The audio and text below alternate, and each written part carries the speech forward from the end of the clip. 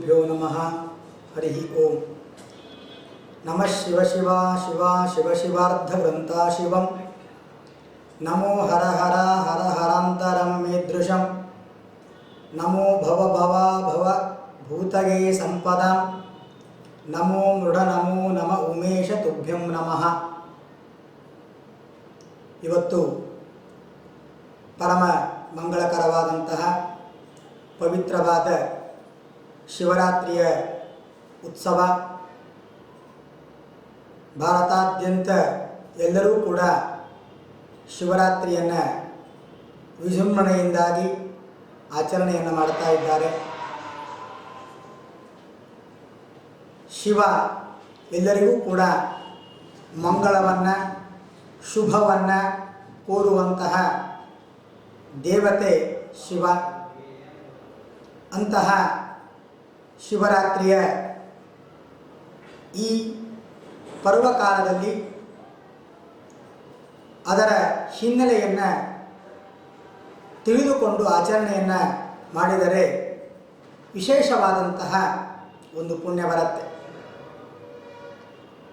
ಕೇವಲ ಶಿವರಾತ್ರಿ ಅಂತ ಅಷ್ಟೇ ಅಲ್ಲ, ಪ್ರತಿಯೊಂದು ಹಬ್ಬದ ಆಚರಣೆಯನ್ನು ಮಾಡಬೇಕಾದರೆ ಅದರ ಹಿನ್ನೆಲೆಯನ್ನು, ಅದರ ಮಹತ್ವವನ್ನು ತಿಳಿದುಕೊಂಡು ಹಬ್ಬದ ಆಚರಣೆಯನ್ನು ಮಾಡಬೇಕು. ಅಂಧಶ್ರದ್ಧೆಯಿಂದಾಗಿ ಇನ್ನೊಬ್ಬರು ಆಚರಣೆ ಮಾಡುತ್ತಾರೆ, ನಾವು ಆಚರಣೆಯನ್ನು ಮಾಡೋಣ ಎಂಬುವ ಭಾವನೆ ಯಾರಲ್ಲಿಯೂ ಕೂಡ ಬರಬಾರದು. ಪ್ರತಿಯೊಂದು ಹಬ್ಬದ ಹಿನ್ನೆಲೆಯನ್ನು ಪುರಾಣಗಳಲ್ಲಿ ಸುಂದರವಾಗಿ ನಮಗೆ ತಿಳಿಸಿಕೊಟ್ಟಿದ್ದಾರೆ. ಅಂತಹ ಹಬ್ಬ ಹರಿದಿನಗಳ ಹಿನ್ನೆಲೆಯನ್ನು ತಿಳಿದುಕೊಂಡು ಎಲ್ಲರೂ ಕೂಡ ಆಚರಣೆ ಮಾಡಿದರೆ ಅದಕ್ಕೊಂದು ವೈಶಿಷ್ಟ್ಯತೆ, ಒಂದು ತರಹದ ಪವಿತ್ರತೆ ಬರಲಿಕ್ಕೆ ಸಾಧ್ಯ. ಆ ಒಂದು ನಿಟ್ಟಿನಲ್ಲಿ ಇವತ್ತು ಎಲ್ಲರೂ ಕೂಡ ಭಕ್ತಿಯಿಂದಾಗಿ ಶಿವನ ಆರಾಧನೆಯನ್ನು ಮಾಡುತ್ತಾ ಇದ್ದೇವೆ. ಅದಕ್ಕೇನು ಕಾರಣ ಅದನ್ನು ತಿಳಿದುಕೊಳ್ಳೋದಕ್ಕೆ ಪ್ರಯತ್ನವನ್ನು ಮಾಡೋಣ. ಮೊದಲಿಗೆ ಶಿವರಾತ್ರಿಯನ್ನು ಯಾಕೆ ಆಚರಣೆ ಮಾಡಬೇಕು? ಶಿವ ಎಂಬ ಶಬ್ದಕ್ಕೆ ಅರ್ಥ ಏನು? ಶಿವರಾತ್ರಿಯ ದಿವಸ ಯಾಕೆ ಉಪವಾಸ ಇರಬೇಕು? ಹೀಗೆ ನೋಡ್ತಾ ಹೋದರೆ ಅನೇಕ ಪ್ರಶ್ನೆಗಳು ಜನಸಾಮಾನ್ಯರಲ್ಲಿ ಹಾಸು ಹಕ್ಕಾಗಿರುತ್ತೆ. ಅಂತಹ ಸಾಮಾನ್ಯವಾದ ಪ್ರಶ್ನೆಗಳಿಗೆ ಸರಳವಾದ ಶಾಸ್ತ್ರೋಕ್ತವಾದಂತಹ ಉತ್ತರಗಳನ್ನು ತಿಳಿದುಕೊಳ್ಳೋದಕ್ಕೆ ಪ್ರಯತ್ನವನ್ನು ಮಾಡೋಣ. ಮೊದಲಿಗೆ ಶಿವ ಎಂಬ ಶಬ್ದಕ್ಕೆ ಅರ್ಥ ಏನು ಅಂತಂದರೆ, ಶಿವ ಎಂಬಂತಹ ಶಬ್ದಕ್ಕೆ ಮಂಗಳ, ಕಲ್ಯಾಣ, ಶುಭ ಎಂಬುವ ಅರ್ಥ ಅನೇಕ ಪುರಾಣಗಳಲ್ಲಿ ಉಲ್ಲೇಖವಾಗಿದೆ. ಅಂತಹ ಮಂಗಳಪ್ರದನಾದ, ಕಲ್ಯಾಣಪ್ರದನಾದ ಶಿವನ ಆರಾಧನೆಗೆ ಶಿವರಾತ್ರಿ ಎಂದು ಕರೆಯುತ್ತಾರೆ. ಶಿವನ ಆರಾಧನೆಯನ್ನು ರಾತ್ರಿಯ ದಿವಸ ಯಾಕೆ ನಾವು ಮಾಡಬೇಕು? ಎಲ್ಲ ಹಬ್ಬ ಹರಿದಿನಗಳನ್ನು ಬೆಳಗಿನ ಜಾವದಲ್ಲಿ ಮಾಡುತ್ತೇವೆ, ಸಂಭ್ರಮದಿಂದ ಮಾಡುತ್ತೇವೆ. ಆದರೆ ಶಿವರಾತ್ರಿ ಮಾತ್ರ ರಾತ್ರಿಯ ದಿವಸ ಹಬ್ಬವನ್ನು ಆಚರಣೆ ಮಾಡುತ್ತೇವೆ. ಇದಕ್ಕೇನು ಹಿನ್ನೆಲೆ ಅಂದರೆ, ಅದಕ್ಕೂ ನಮಗೆ ಉತ್ತರ ಪುರಾಣವನ್ನು ಮೆಲುಕು ಹಾಕಿದಾಗ, ನೋಡಿದಾಗ ನಮಗೆ ಗೊತ್ತಾಗತ್ತೆ. ಈ ರಾತ್ರಿ ಎಂಬುದಿದೆಯಲ್ಲ, ಇದು ಒಂದು ತರಹದ ಅಜ್ಞಾನ, ಅಂಧಕಾರದ ಪ್ರತೀಕ. ರಾತ್ರಿಯ ದಿವಸ ಶಿವನ ಆರಾಧನೆಯನ್ನು ಮಾಡ್ತಾ ಇದ್ದರೆ ನಮ್ಮ ಎಲ್ಲ ವಿಧವಾದಂತಹ ಅಜ್ಞಾನ ನಾಶವಾಗಿ ಒಳ್ಳೆಯ ಜ್ಞಾನವನ್ನು ಶಿವ ನೀಡುತ್ತಾನೆ ಎಂಬುವ ಉದ್ದೇಶದಿಂದ ಎಲ್ಲರೂ ಕೂಡ ಶಿವರಾತ್ರಿಯನ್ನು ರಾತ್ರಿಯಿಂದ ಪ್ರಾರಂಭವನ್ನು ಮಾಡಿಕೊಂಡು ಬೆಳಗಿನ ಜಾವದವರೆಗೂ ವಿಶೇಷವಾಗಿರುವಂತಹ ಪೂಜೆಗಳನ್ನು, ಅಭಿಷೇಕಾದಿಗಳನ್ನು ಎಲ್ಲವನ್ನು ಆಚರಣೆ ಮಾಡ್ತಾರೆ. ಆದರೆ ಇಲ್ಲಿ ಒಂದು ಪ್ರಶ್ನೆ ಬರುತ್ತೆ, ಶಿವ ಯಾಕೆ ಲಿಂಗದ ಆಕಾರದಲ್ಲಿ ಇದ್ದಾನೆ, ಪ್ರತಿಮೆಯ ಆಕಾರದಲ್ಲಿ ಯಾಕೆ ಇಲ್ಲ ಅಂತ ಪ್ರಶ್ನೆ ಬಂದರೆ ಅದಕ್ಕೂ ಉತ್ತರ ನಮಗೆ ಸಿಗತ್ತೆ. ಶಿವನಿಗೆ ಭೃಗು ಋಷಿಗಳ ಒಂದು ಶಾಪ ಇರುತ್ತೆ. ಜಗತ್ತಿನಲ್ಲಿ ಲಿಂಗ ಪೂಜೆಯಿಂದಾಗಿ ನೀವು ಪ್ರಸಿದ್ಧಿಯನ್ನು ಪಡೆಯಬೇಕು ಅಂತ ಭೃಗು ಋಷಿಗಳ ಒಂದು ಶಾಪವನ್ನು ಶಿವ ಅನುಗ್ರಹಪೂರ್ವಕವಾಗಿ ಅವರ ಮೇಲೆ ಅನುಗ್ರಹವನ್ನು ಮಾಡುವುದರ ಸಲುವಾಗಿ ತಾನು ಲಿಂಗ ರೂಪವನ್ನು ಧಾರಣೆಯನ್ನು ಮಾಡಿ ಜಗತ್ತಿನಲ್ಲಿ ಪೂಜೆಯನ್ನು ಒಳ್ತಾ ಇದ್ದಾನೆ. ಭಾರತ ದೇಶದಲ್ಲಿ ಪ್ರಸಿದ್ಧವಾಗಿರುವಂತಹ 12 ಲಿಂಗಗಳು ಇವೆ. ಪ್ರತಿಯೊಂದು ಲಿಂಗಕ್ಕೂ ಕೂಡ ಅದ್ಭುತವಾದ ಒಂದು ಇತಿಹಾಸ ಇದೆ. ಯಾಕೆ ಶಿವ ಲಿಂಗದ ಆಕಾರದಲ್ಲಿ ಪೂಜೆಯನ್ನು ಭಕ್ತರಿಂದಾಗಿ ಸ್ವೀಕಾರವನ್ನು ಮಾಡ್ತಾನೆ ಅಂತಂದರೆ ಒಂದು ಕಾರಣವನ್ನು ನಾವು ತಿಳಿದುಕೊಂಡ್ವಿ. ಇನ್ನೊಂದು ಕಾರಣ, ಶಿವಪುರಾಣದಲ್ಲಿ ಸ್ವಯಂ ಶಿವನೇ ತಾನು ಲಿಂಗಾಕಾರವಾಗಿ ದರ್ಶನವನ್ನು ಕೊಟ್ಟಂತಹ ಉಲ್ಲೇಖವನ್ನು ನಾವು ಕಾಣುತ್ತೇವೆ. ಒಂದು ಸಂದರ್ಭ ರುದ್ರದೇವರು ಹಾಗೂ ವಿಷ್ಣು ಇವರಿಬ್ಬರಲ್ಲಿ ಚರ್ಚೆ ಪ್ರಾರಂಭವಾಗತ್ತೆ. ಸೃಷ್ಟಿಕರ್ತನಾದ ರುದ್ರನಿಗೂ ಸ್ಥಿತಿಕರ್ತನಾದಂತಹ ಶಿವನಿಗೂ ಇಬ್ಬರಲ್ಲಿ ಚರ್ಚೆ ಪ್ರಾರಂಭವಾಗತ್ತೆ. ರುದ್ರದೇವರು ವಿಷ್ಣುವನ್ನು ಕುರಿತು ನಾನು ಉತ್ತಮ ಅಂತ ಹೇಳ್ತಾರೆ. ಸ್ಥಿತಿಯನ್ನು ಮಾಡುವಂತಹ ಭಗವಂತ ವಿಷ್ಣು ರುದ್ರದೇವರನ್ನು ಕುರಿತು ನಾನು ಉತ್ತಮ ಅಂತ ಹೇಳ್ತಾರೆ. ಇವರಿಬ್ಬರ ಒಂದು ಚರ್ಚೆ ಅಥವಾ ಜಗಳ, ಇದನ್ನು ನೋಡಿ ದೇವತೆಗಳು ಇವರ ಜಗಳವನ್ನು ಪರಿಹಾರ ಮಾಡೋದಕ್ಕೋಸ್ಕರವಾಗಿ, ಬಿಡಿಸುವುದಕ್ಕೋಸ್ಕರವಾಗಿ ಬಹಳಷ್ಟು ಪ್ರಯತ್ನವನ್ನು ಪಡ್ತಾರೆ. ಆಗದೇ ಇದ್ದ ಸಂದರ್ಭದಲ್ಲಿ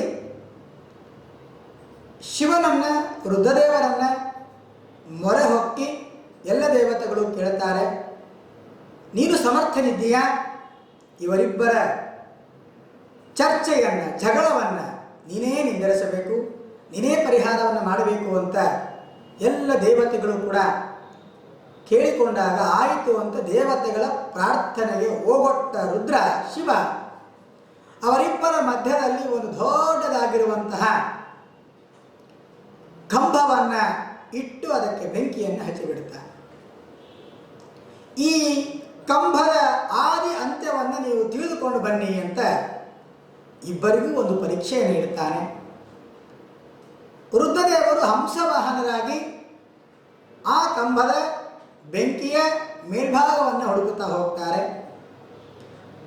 ವಿಷ್ಣು ವರಾಹ ರೂಪವನ್ನು ತಾಳಿ ಭೂಲೋಕದ ಕೆಳಗಿರುವಂತಹ ಲೋಕಗಳಿಗೆ ತಾನು ಹೋಗ್ತಾನೆ.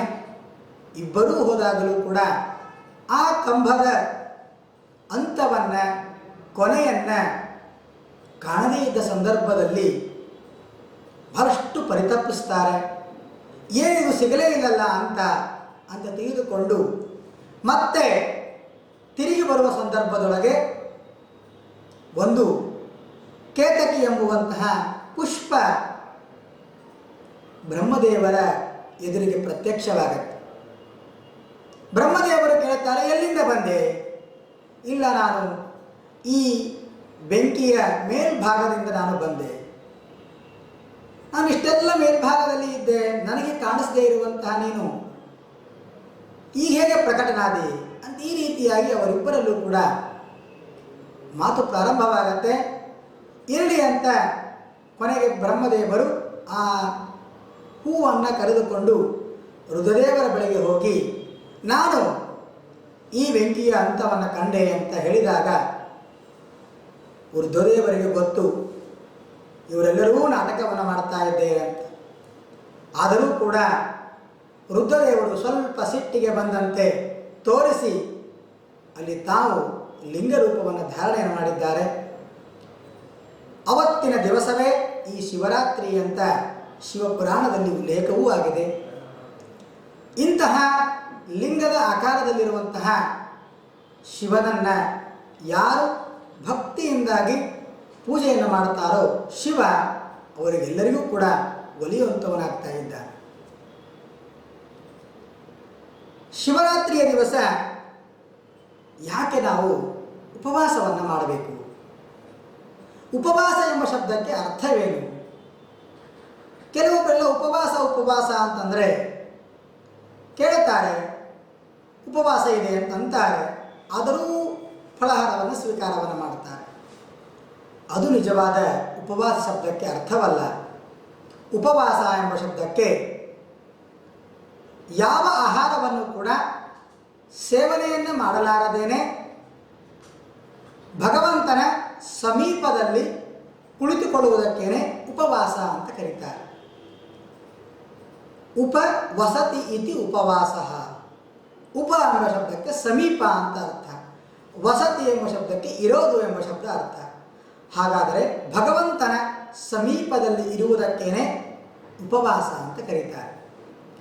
ನಾವು ಅನೇಕ ವಿಧವಾದಂಥ ಆಹಾರಗಳನ್ನು ಸೇವನೆ ಮಾಡಿಬಿಟ್ಟರೆ ನಾವು ಭಗವಂತನ ಸಮೀಪದಲ್ಲಿ ಕುಳಿತುಕೊಳ್ಳೋದಕ್ಕೆ ನಮ್ಮ ಮನಸ್ಸು ನಿಲ್ಲುವುದಿಲ್ಲ. ಏನೂ ಆಹಾರವನ್ನು ಸ್ವೀಕಾರವನ್ನು ಮಾಡದೇ ಇದ್ದಾಗ ನಮ್ಮ ಮನಸ್ಸು ಭಗವಂತನ ಹತ್ತಿರ ಹರಿಯಲಿಕ್ಕೆ ಸಾಧ್ಯ. ಯಾಕೆ ಅಂತಂದರೆ ಈ ಮನಸ್ಸಿಗೆ ಅಭಿಮಾನಿಯಾಗಿರುವಂತಹ ದೇವತೆಗಳೇ ರುದ್ರದೇವರು ಅಂತಂತಾರೆ. ಮನೋನಿಯಾಮಕರಾಗಿರುವಂಥವರು ಮಹರುದ್ರದೇವರು ಎಲ್ಲ ಜೀವರಾಶಿಗಳ ಮನಸ್ಸನ್ನು ನಿಯಂತ್ರಣವನ್ನು ಮಾಡಿಕೊಂಡು ಇರಬೇಕು ಅಂತಂದರೆ ಪ್ರತಿಯೊಬ್ಬರೂ ಕೂಡ ರುದ್ರದೇವರ ಶಿವನ ಆರಾಧನೆಯನ್ನು ಎಲ್ಲ ಜನಾಂಗದವರು ಕೂಡ ಮಾಡಬೇಕು. ಯಾಕೆ ಎಂದರೆ ಮನಸ್ಸು ಇದು ಎಲ್ಲದಕ್ಕೂ ಕೂಡ ಕಾರಣವಾಗಿದೆ. ಒಂದು ಕಡೆಗೆ ಹೇಳ್ತಾರೆ, ಮನ ಏವ ಮನುಷ್ಯಾನ ಕಾರಣಂ ಬಂಧ ಮೋಕ್ಷಯೋ. ಮನಸ್ಸು ಇದು ಒಂದು ತರಹದ ಕಿಲಿ ಕೈ ಇದ್ದಂತೆ. ಕಿಲಿ ಹಾಕಿದರೆ ಬಂದಾಗತ್ತೆ, ಕಿಲಿ ತೆಗೆದರೆ ಓಪನ್ ಆಗತ್ತೆ. ಹಾಗೆ ನಮ್ಮ ಮನಸ್ಸನ್ನು ನಾವು ಭಗವಂತನ ಕಡೆಗೆ, ರುದ್ರದೇವರ ಕಡೆಗೆ, ಶಿವನ ಕಡೆಗೆ ನಾವು ಹರಿಸಿದರೆ ಬಂಧದಿಂದಾಗಿ ನಮಗೆ ಬಿಡುಗಡೆ ಸಿಗತ್ತೆ. ಮನಸ್ಸನ್ನು ವಿಷಯಗಳ ಕಡೆಗೆ ಹರಿಸಿದರೆ ನಾವು ಮತ್ತೆ ಇದೇ ಸಂಸಾರದಲ್ಲಿ ಬಿದ್ದು ಒದ್ದಾಡುತ್ತೇವೆ. ಹಾಗಾಗಿ ಇಂತಹ ಮನಸ್ಸನ್ನು ನಿಯಂತ್ರಣವನ್ನು ಮಾಡಿಕೊಳ್ಳಬೇಕು ಅಂದರೆ ರುದ್ರದೇವರ ಶಿವನ ಶಂಭುವಿನ ಅನುಗ್ರಹ ಅತ್ಯವಶ್ಯಕವಾಗಿ ಬೇಕು. ಹಾಗಾಗಿ ಉಪವಾಸವನ್ನು ಮಾಡಿ ರುದ್ರದೇವರ ವಿಶೇಷವಾಗಿರುವಂತಹ ಅನುಗ್ರಹವನ್ನು ಪಡೆಯುವುದಕ್ಕೋಸ್ಕರವಾಗಿ ಎಲ್ಲ ಭಕ್ತರು ಕೂಡ ಉಪವಾಸದಿಂದಾಗಿ ರುದ್ರದೇವರ ಸಮೀಪದಲ್ಲಿ, ಶಿವನ ಸಮೀಪದಲ್ಲಿ ಅನೇಕ ವಿಧವಾಗಿರುವಂತಹ ಹಾಡುಗಳನ್ನು, ಭಜನೆಗಳನ್ನು, ಸ್ತೋತ್ರಗಳನ್ನು ಮಾಡ್ತಾ ಅವತ್ತಿನ ದಿವಸ ಕಳೆಯುತ್ತಾರೆ. ಮಾರನೆಯ ದಿವಸ ವಿಶೇಷವಾಗಿ ರುದ್ರದೇವರಿಗೆ ಮತ್ತೆ ಅಭಿಷೇಕಾದಿಗಳನ್ನು ಮಾಡಿ, ನೈವೇದ್ಯಾದಿಗಳನ್ನು ಮಾಡಿ ಆಹಾರವನ್ನು ಸ್ವೀಕಾರವನ್ನು ಮಾಡುತ್ತಾರೆ. ಈ ರುದ್ರದೇವರಲ್ಲಿ ಮಾಡುವಂತಹ ಭಕ್ತಿ ಅದು ಎಷ್ಟು ಶ್ರೇಯಸ್ಸಿಗೆ ಸಾಧನವಾಗತ್ತೆ ಅಂತಂದರೆ, ಪುರಂದರದಾಸರು ಮಹಾನುಭಾವರಾಗಿರುವಂಥವರು ರುದ್ರದೇವರನ್ನು ಸ್ತೋತ್ರ ಮಾಡುವ ಸಂದರ್ಭದಲ್ಲಿ ಹೇಳ್ತಾರೆ, ಕೈಲಾಸವಾಸ ಗೌರೀಶ ಈಶ ತೈಲಧಾರೆಯಂತೆ ಮನಸ್ಸು ಕೊಡು ಹರಿಯಲ್ಲಿ ಅಂತ ದಾಸರಾಯರು ತಿಳಿಸಿಕೊಡ್ತಾರೆ. ದೇವರಲ್ಲಿ ನಮಗೆ ಭಕ್ತಿ ಬೇಕು ಅಂತಂದರೆ ರುದ್ರದೇವರ ಅನುಗ್ರಹ ಅವಶ್ಯವಾಗಿ ಬೇಕು. ಆ ಭಕ್ತಿ ಹೇಗಿರಬೇಕು ಅಂತಂದರೆ ದಾಸರಾಯರಂತಾರೆ ತೈಲಧಾರೆಯಂತೆ. ನೋಡ್ರಿ, ತೈಲ ಎಂಬ ಶಬ್ದಕ್ಕೆ ಎಣ್ಣೆ ಅಂತ ಅರ್ಥ.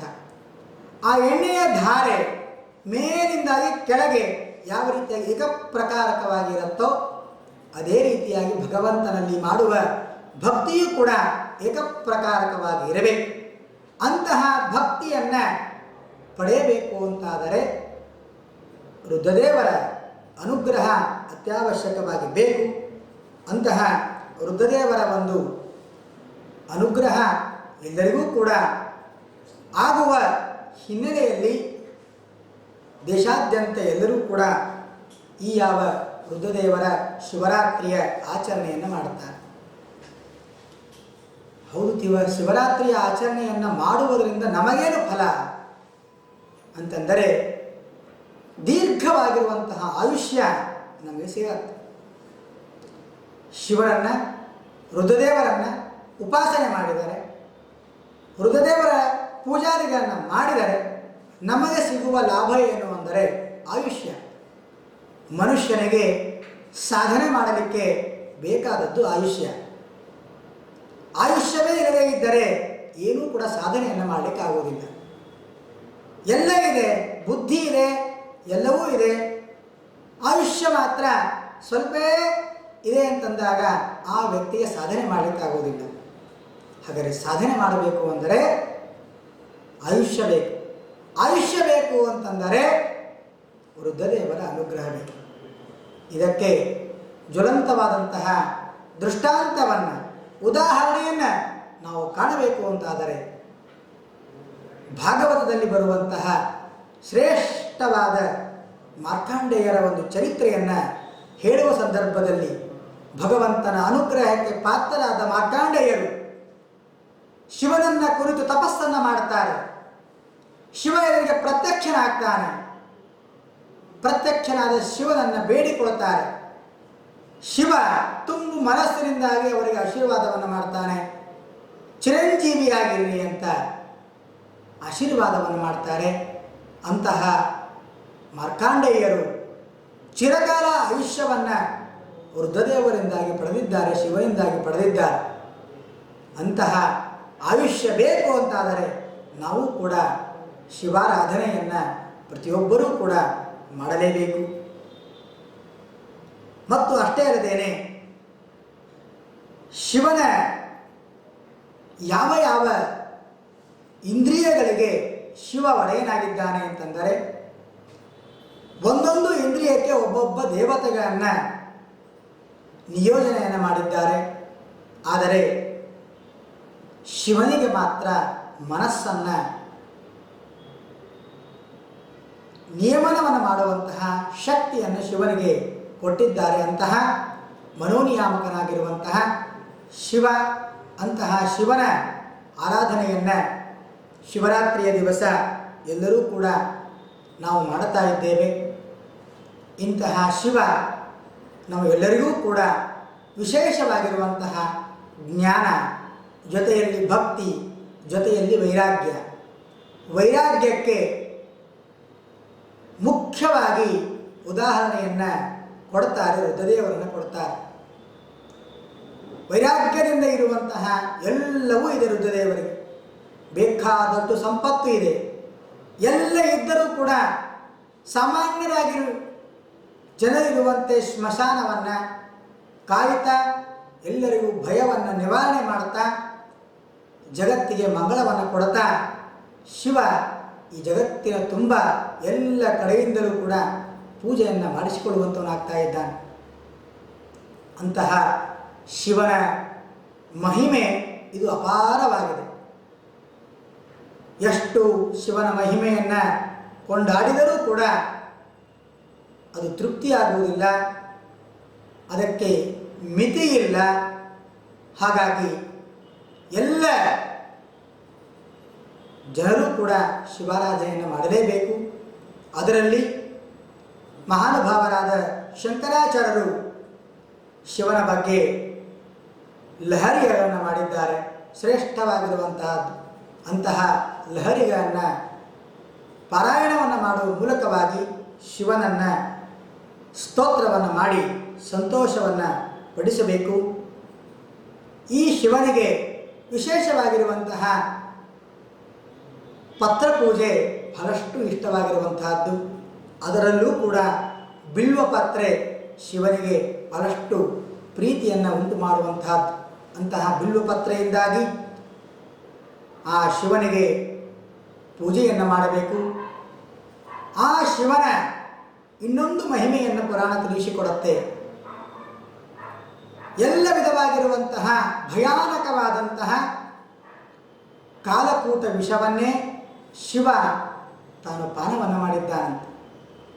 ಸಮುದ್ರದ ಮಥನದ ಸಂದರ್ಭದಲ್ಲಿ ಮೊಟ್ಟ ಮೊದಲಿಗೆ ಬಂದದ್ದು ವಿಷ ಬರುತ್ತೆ. ಆ ವಿಷವನ್ನು ಮಹಾರುದ್ರದೇವರು ತಾವು ಪಾನವನ್ನು ಮಾಡಿದ್ದಾರೆ. ಪಾನವನ್ನು ಮಾಡಿದಾಗ ಅದು ಕಂಠದಲ್ಲಿ ಮಾತ್ರ ಉಳಿದುಕೊಳ್ಳುತ್ತೆ. ಅಂದಿನಿಂದಾಗಿ ಶಿವನಿಗೆ ನೀಲಕಂಠ ಎಂಬುವ ಹೆಸರು ಕೂಡ ಜಗತ್ತಿನಲ್ಲಿ ಪ್ರಸಿದ್ಧಿಯಾಗಿದೆ. ಶಿವನಿಗೆ ಗಂಗಾಧರ ಅಂತೂ ಕೂಡ ಕರೀತಾರೆ. ಯಾಕೆ ಶಿವನಿಗೆ ಗಂಗಾಧರ ಅಂತ ಕರೀತಾರೆ ಅಂದರೆ, ಸಾಕ್ಷಾತ್ ಗಂಗೆ ನೋಡ್ರಿ ಎಷ್ಟು ವಿಚಿತ್ರವಾಗಿದೆ. ಒಂದಲ್ಲ ಎರಡಲ್ಲ 16,000 ಜನ ಮರಣವನ್ನು ಹೊಂದಿದ್ದಾರೆ. ಆ ಮರಣವನ್ನು ಹೊಂದಿರುವಂತಹ ಜನರ ಉದ್ಧಾರ ಆಗಬೇಕು ಅಂದರೆ ಮೇಲೆ ಇರುವಂತಹ ಗಂಗೆ ಭೂಮಿಗೆ ಬರಬೇಕು.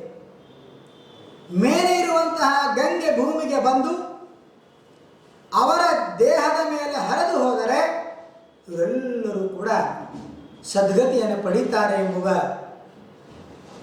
ವಿಚಾರವನ್ನು ತಿಳಿದುಕೊಂಡು ಅದೇ ಸಗರ ವಂಶದಲ್ಲಿ ಬಂದಂತಹ ಮಹಾನುಭಾವ ಭಗೀರಥ ಅದಕ್ಕೆ ಅಂತಾರೆ. ಬಹಳಷ್ಟು ಪ್ರಯತ್ನವನ್ನು ಪಟ್ಟಂತಹ ವ್ಯಕ್ತಿಗೆ ಭಗೀರಥನ ಪ್ರಯತ್ನ ಪಟ್ಟಂತೆ ಪಟ್ಟಿದ್ದೀರಾ ಅಂತ. ಆ ಭಗೀರಥ ಬಹಳಷ್ಟು ಪ್ರಯತ್ನವನ್ನು ಪಟ್ಟಿದ್ದಾನೆ. ದೇವರನ್ನ ವಿಷ್ಣುವನ್ನು ಕುರಿತು ತಪಸ್ಸನ್ನು ಮಾಡಿದ್ದಾನೆ. ಬ್ರಹ್ಮದೇವರನ್ನು ಕುರಿತು ತಪಸ್ಸನ್ನು ಮಾಡಿದ್ದಾನೆ.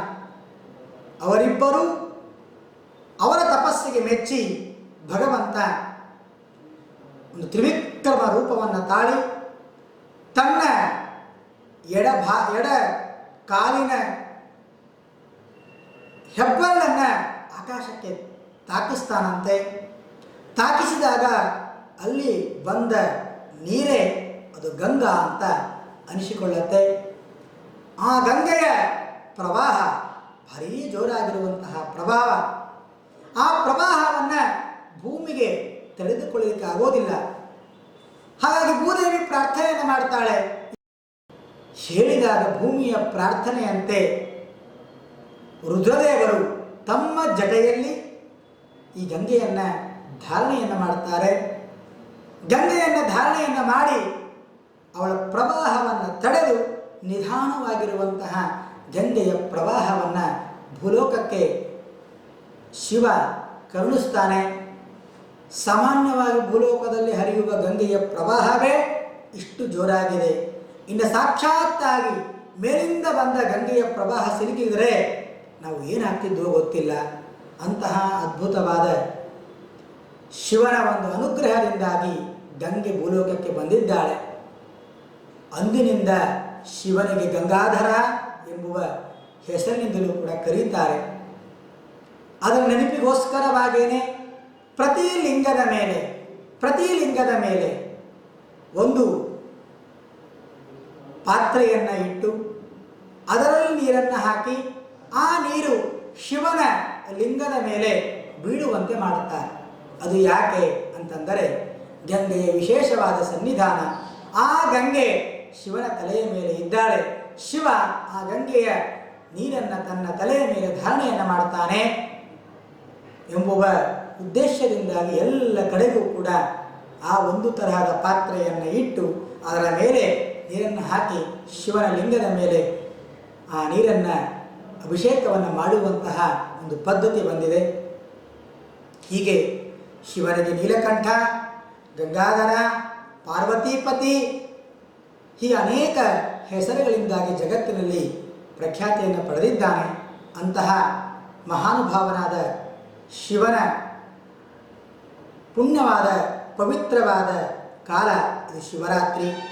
ಈ ಶಿವರಾತ್ರಿಯ ದಿವಸ ಎಲ್ಲರೂ ಕೂಡ ಶಿವನ ಆರಾಧನೆಯನ್ನು ಮಾಡಿ ವಿಶೇಷವಾಗಿ ಶಿವನ ಅನುಗ್ರಹವನ್ನು ಪಡೆಯೋಣ ಅಂತ ಈ ರೀತಿಯಾಗಿ ತಿಳಿದುಕೊಳ್ಳುತ್ತಾ ಈ ಒಂದು 4 ಮಾತುಗಳನ್ನು ಶಿವನ ಅಂತರ್ಯಾಮಿಯಾಗಿರುವಂತಹ ಸಂಕರ್ಷಣ ರೂಪಿಯಾದ ಭಗವಂತನಲ್ಲಿ ಸಮರ್ಪಣೆಯನ್ನು ಮಾಡೋಣ.